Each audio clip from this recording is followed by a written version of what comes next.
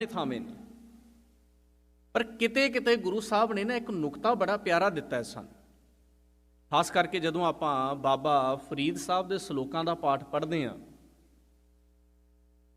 ਸਰਲੇਖ ਦਿੱਤਾ ਹੋਇਆ ਹੈ ਵੀ ਸ਼ਲੋਕ ਜਿਹੜੇ ਨੇ ਨਾ ਬਾਬਾ ਫਰੀਦ ਸਾਹਿਬ ਦੇ ਨੇ। ਸਰਲੇਖ ਦੇ ਹਿਸਾਬ ਨਾਲ ਇਹ ਗੱਲ ਬਣਦੀ ਹੈ ਵੀ ਜਿੰਨੇ ਵੀ ਅੱਗੇ ਸ਼ਲੋਕ ਆਉਣੇ ਨੇ ਉਹ ਸਾਰੇ ਦੇ ਸਾਰੇ ਬਾਬਾ ਫਰੀਦ ਸਾਹਿਬ ਜੀ ਦੇ ਨੇ।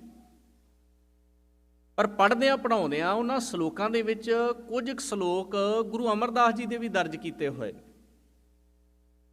ਸ਼ਲੋਕ ਤਾਂ ਬਾਬਾ ਫਰੀਦ ਸਾਹਿਬ ਦੇ ਸਨ, ਪਰ ਉਹਨਾਂ ਸ਼ਲੋਕਾਂ ਦੇ ਵਿੱਚ ਗੁਰੂ ਅਮਰਦਾਸ ਜੀ ਦਾ ਸ਼ਲੋਕ ਦਰਜ ਕੀਤਾ ਗਿਆ ਤੇ ਉਹਦਾ ਕੋਈ ਕਾਰਨ ਹੋਏਗਾ, ਕਿਉਂਕਿ ਲੜੀ ਤਾਂ ਗੁਰੂ ਬਾਬਾ ਫਰੀਦ ਸਾਹਿਬ ਦੇ ਸ਼ਲੋਕਾਂ ਦੀ ਹੈ। ਹੁਣ ਜਦੋਂ ਉਸ ਥੋੜ੍ਹੇ ਜਿਹੇ ਕਾਰਨ ਨੂੰ ਸਮਝਣ ਦੀ ਕੋਸ਼ਿਸ਼ ਕਰਦੇ ਆ ਨਾ, ਤੇ ਉਹਦੇ ਵਿੱਚੋਂ ਇੱਕ ਗੱਲ ਸਮਝ ਲੱਗਦੀ ਹੈ ਕਿ ਗੁਰੂ ਸਾਹਿਬ ਸਾਨੂੰ ਇਹ ਸਮਝਾਉਣਾ ਚਾਹੁੰਦੇ ਨੇ, ਜੇ ਗੁਰਬਾਣੀ ਦੇ ਇੱਕ ਨੁਕਤੇ ਨੂੰ ਸਮਝਣਾ ਹੈ ਤੇ ਦੂਜੀ ਗੁਰਬਾਣੀ ਦੀ ਮਦਦ ਸਾਨੂੰ ਲੈਣੀ ਪੈਣੀ ਹੈ। ਹੁਣ ਕੀ ਹੈ? ਬਾਬਾ ਫਰੀਦ ਸਾਹਿਬ ਸ਼ਲੋਕਾਂ 'ਚ ਜ਼ਿਕਰ ਕਰਦਿਆਂ ਕਹਿੰਦੇ ਨੇ, ਫਰੀਦਾ ਰਤੀ ਰਤ ਨਾ ਨਿਕਲੇ। ਰਤੀ ਦਾ ਅਰਥ ਕੀ ਹੈ? ਜਿਵੇਂ ਆਪਾਂ ਕਹਿੰਦੇ ਰਤੀ ਭਰ, ਜੇ ਤਨ ਚੀਰੈ ਕੋਏ। ਬਾਬਾ ਫਰੀਦ ਸਾਹਿਬ ਕਹਿੰਦੇ ਜੇ ਸਰੀਰ ਨੂੰ ਚੀਰਿਆ ਜਾਏ ਤੇ ਰੱਤੀ ਭਰ ਵੀ ਇਹਦੇ ਵਿੱਚੋਂ ਰਤ ਨਹੀਂ ਨਿਕਲਦਾ। ਰਤ ਦਾ ਅਰਥ ਕੀ ਹੈ? ਖੂਨ, ਬਲੱਡ ਜਿਹਨੂੰ ਆਪਾਂ ਕਹਿੰਦੇ ਹਾਂ। ਵੀ ਜੇ ਸਰੀਰ ਨੂੰ ਚੀਰਿਆ ਜਾਏ ਨਾ ਤੇ ਇਹਦੇ ਵਿੱਚੋਂ ਰੱਤੀ ਭਰ ਵੀ ਬਲੱਡ, ਖੂਨ ਜਿਹੜਾ ਨਾ ਨਿਕਲਦਾ ਨਹੀਂ। ਆਪਾਂ ਸਾਰੇ ਬੈਠੇ ਹਾਂ, ਇਹ ਸਰੀਰਕ ਢਾਂਚਾ ਹੱਡ, ਮਾਸ, ਨਾੜੀ, ਪਿੰਜਰ ਤੇ ਬਲੱਡ ਦੇ ਨਾਲ ਹੀ ਚੱਲਦਾ ਹੈ। ਕੋਈ ਐਸਾ ਸਰੀਰ ਹੋਏਗਾ ਜਿਹਦੇ ਵਿੱਚ ਬਲੱਡ ਨਾ ਹੋਵੇ? ਕੋਈ ਐਸਾ ਸਰੀਰ ਤਾਂ ਹੋ ਨਹੀਂ ਸਕਦਾ।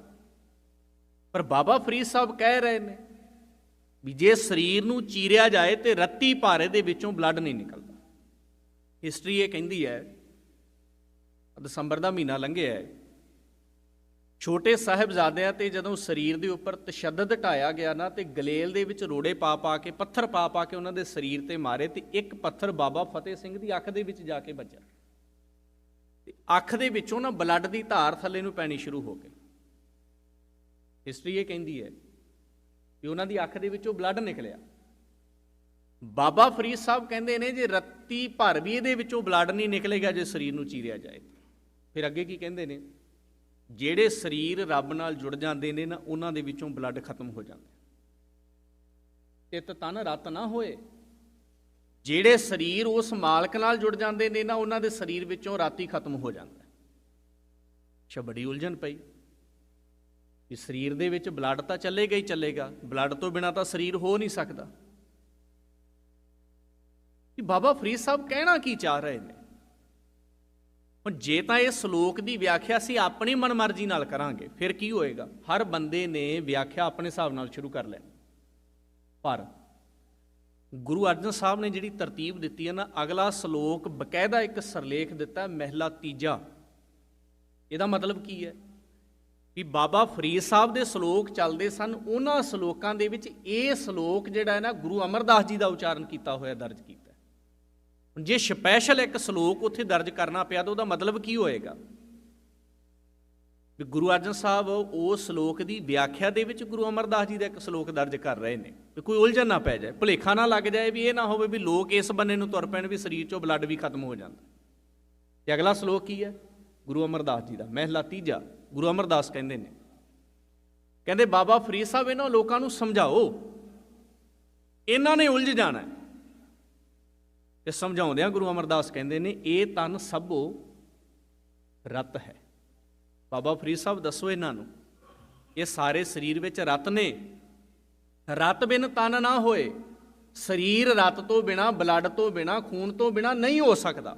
ਇਹ ਗੁਰੂ ਅਮਰਦਾਸ ਕਹਿ ਰਹੇ ਨੇ। ਤੇ ਬਾਬਾ ਫਰੀਦ ਸਾਹਿਬ ਕੀ ਕਹਿੰਦੇ ਸਨ? ਚਿੱਤ ਤਨ ਰਤ ਨਾ ਹੋਏ, ਉਹ ਸਰੀਰ ਵਿੱਚ ਰਤ ਹੀ ਨਹੀਂ ਹੁੰਦਾ। ਗੁਰੂ ਅਮਰਦਾਸ ਕਹਿੰਦੇ ਸਾਰੇ ਸਰੀਰ ਰਤ ਵਾਲੇ ਨੇ।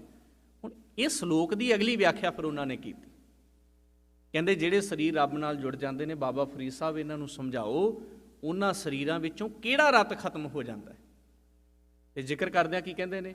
ਤਿਤ ਤਨ ਲੋਭ ਰਤ ਨਾ ਹੋਏ। ਕਿਹੜਾ ਖੂਨ ਮੁੱਕ ਜਾਂਦਾ ਉਹਨਾਂ ਦੇ ਸਰੀਰ ਵਿੱਚੋਂ?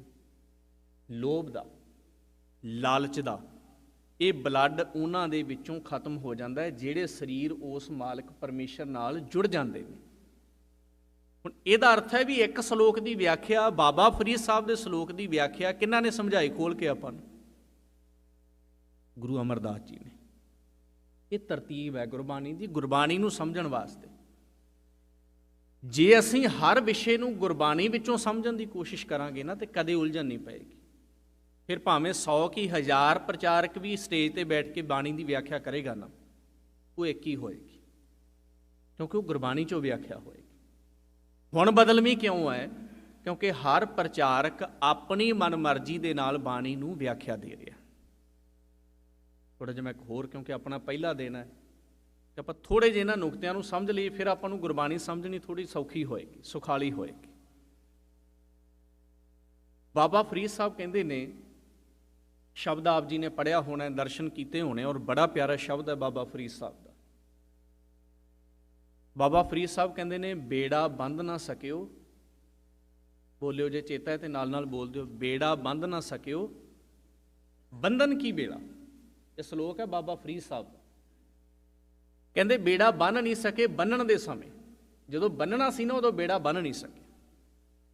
ਅੱਛਾ, ਜੇ ਤਾਂ ਹੁਣ ਮੈਂ ਆਪਣੀ ਮਰਜ਼ੀ ਦੀ ਵਿਆਖਿਆ ਕਰਾਂਗਾ, ਮੈਂ ਕੀ ਕਰਨਾ ਹੈ? ਮੈਂ ਬੇੜੇ ਦੀ ਵਿਆਖਿਆ ਨਾ ਆਪਣੇ ਹਿਸਾਬ ਨਾਲ ਸ਼ੁਰੂ ਕਰ ਲੈਣੀ। ਆਹ ਬੇੜਾ ਹੁੰਦਾ ਜੀ, ਦੂਜੇ ਨੇ ਕਹਿਣਾ ਨਹੀਂ ਇਹ ਬੇੜਾ ਨਹੀਂ, ਆਹ ਬੇੜਾ ਹੁੰਦਾ। ਪਰ ਜੇ ਮੈਂ ਗੁਰਬਾਣੀ ਵਿੱਚੋਂ ਸਮਝਣ ਦੀ ਕੋਸ਼ਿਸ਼ ਕਰਾਂਗਾ ਨਾ, ਫਿਰ ਸਾਰਿਆਂ ਦਾ ਬੇੜਾ ਇੱਕੋ ਹੀ ਰਹਿਣਾ।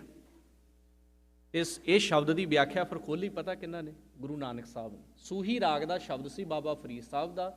ਸੂਹੀ ਰਾਗ ਦੇ ਵਿੱਚ ਹੀ ਗੁਰੂ ਨਾਨਕ ਸਾਹਿਬ ਜੀ ਦਾ ਉਚਾਰਨ ਕੀਤਾ ਹੋਇਆ ਸ਼ਬਦ ਹੈ। ਤੇ ਉਹਦੇ ਬੋਲ ਕੀ ਨੇ? ਜਪ ਤਪ ਕਾ ਬੰਧ ਬੇੜਲਾ। ਵਿਆਖਿਆ ਸੌਖੀ ਹੋ ਗਈ ਨਾ, ਕੋਈ ਉਲਝਣ ਨਹੀਂ ਰਹੀ।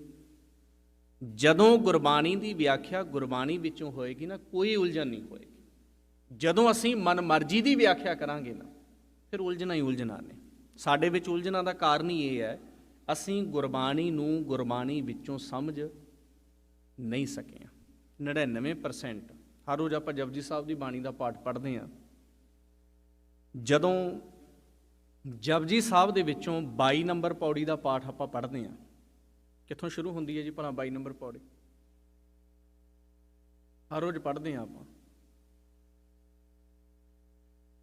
ਪੌੜੀ ਸ਼ੁਰੂ ਹੁੰਦੀ ਹੈ, ਪਾਤਾਲਾਂ ਪਾਤਾਲ ਲੱਖ, ਬੋਲਿਓ ਸਾਰੇ, ਚੇਤਾ ਹੀ ਆਪਾਂ ਨੂੰ, ਪਾਤਾਲਾਂ ਪਾਤਾਲ ਲੱਖ ਆਗਾਸ਼ਾਂ ਆਗਾਸ਼।